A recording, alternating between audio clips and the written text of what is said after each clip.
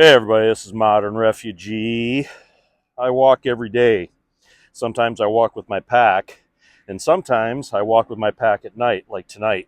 And realistically, if something bad did happen, let's say, and I had to walk home, let's say I was stranded somewhere 20, 25 miles away from home, and I had to get home on foot, I'm probably going to wait till sundown, and I'm going to do it at night.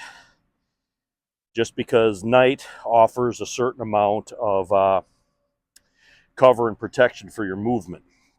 But there's some nuances to hiking and moving at night. Some of them that go sort of counter to what the conventional get home wisdom is. Now, I've done get home hikes for you guys before, but always in the daytime because it's kind of hard to film at night. But when I get a chance, I'm going to stop up here where I got a little light, and I'm going to give you guys some tips about moving at night.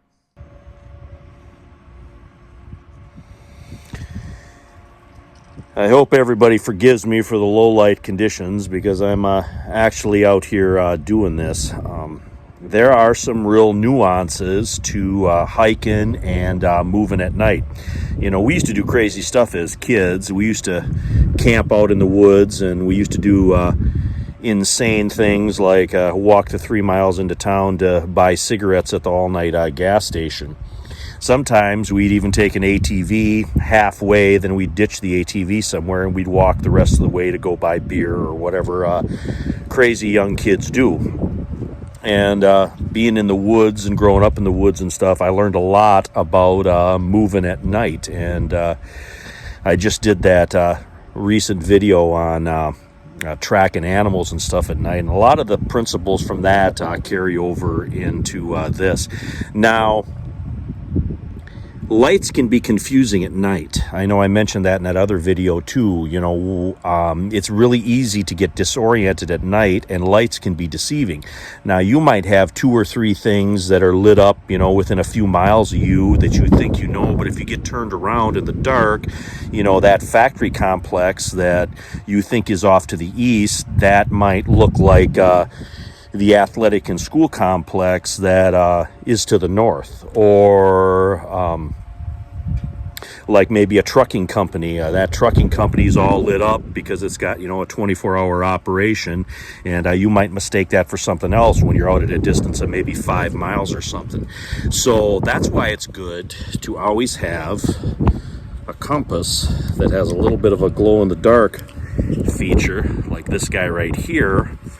So you can say, well, you know what, I know that factory complex is east of me, so you can whip out that compass and you can kind of get your cardinal directions in a hurry. And the same would go like if you were in a town or a city and you know, well, you know what, I got to get north to get out of this town or wherever I'm at. That compass can give you some cardinal directions. Now, you notice I had that compass in my pocket. And that's because before I started this hike, just like any like real world get home situation, the stuff that I really want and need, I'm going to move those to the pockets. I want those on my person. And another thing that's probably going to make our heads explode, you always hear you don't want a MOLLE bag or you don't want a military style backpack because people are going to know that you're out and you got stuff that they want and they're going to mirage you and, you know, whatever. But there is one thing that military and MOLLE bags don't have on them, and that is reflective things. Most hiking bags, or a lot of hiking bags or hiking packs, are going to have some type of reflective strips on them. So if you're using a hiking bag like that and you want to move at night, your best bet is to cover that up with some tape or use a different bag like a military style bag. Now, I'm not going to tell people what bag they need to carry. That's for them to decide on themselves, but there's pros and cons to everything. And that MOLLE bag one always gets me because that's in a specific context. Military gear doesn't have any reflective surfaces where hiking stuff does, so keep that in mind. Another thing is headlamps. I've got a headlamp here, but I got it hanging around my neck. Now, I know somebody's going to say, well, somebody could grab you, you know, by the neck, you know, choke you out with that or whatever. And yeah, that would be true, but that's why I'm carrying a sidearm. I'm not going to let anybody get that close to me where they're going to grab me by that. Now, why do I have it around my neck? Well, if I need to look down at something that's in my hands, whatever, a map or whatever that might be, I can click that light on and it's right in front of me. And if I need it for working on something, I can put it up on my head and I can do whatever it is that I need to do. And you're probably wondering, why wouldn't you just keep it on your head all the time? Because this is a reflective surface again. If I have this on my hat or I have this on my head when I'm walking, somebody shines a light, that's going to reflect back. So that's another one of those nuances. Another thing with your packs and your bags and stuff, you need to know where all that stuff is in the dark, almost blindfolded. You need to know where your poncho is in case it starts raining. You need to get your sit pad out. You need to know where that is in your pack. If you take your pack out, if it's pitch black outside, you need to be able to know where that stuff is located in your pack. So that comes down to organization. The same thing with like your water bottle. You wanna know where that stuff is in your pack, and you want to be familiar with it so you can get that stuff out of your pack as easy and as quickly as possible. Another thing, most small towns, cities, whatever, you're going to have dark areas and you're going to have light areas. So when you're moving through these areas, if you need to stop, you're winded, you need to get a drink of water, you need to pull out your sit pad and sit down for 5 minutes and take a break, you need to do that in the shadows. So you never want to stop in the light to silhouette yourself. You want to move to a shadowed area. Like I'm kind of up against a building right here. There's a light in front of me so you guys can see me, but back behind me, nobody can see me. So I'm looking off in one direction, and in that direction, anything that's moving, I can see. And this gets to behind me. If you're out doing stuff like this, you want to keep a good situational awareness to what's behind you.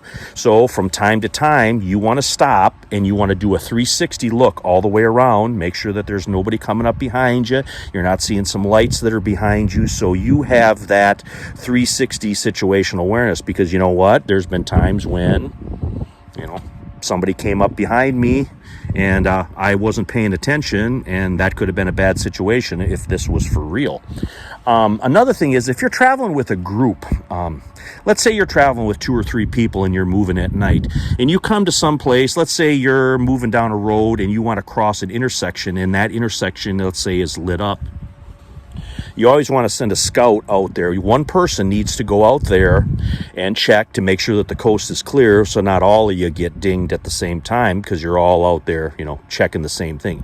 You want to send a scout out. You want to check out that intersection or whatever that obstacle or whatever might be, and then you want to move back to your group, or signal them in some way that the coast is clear.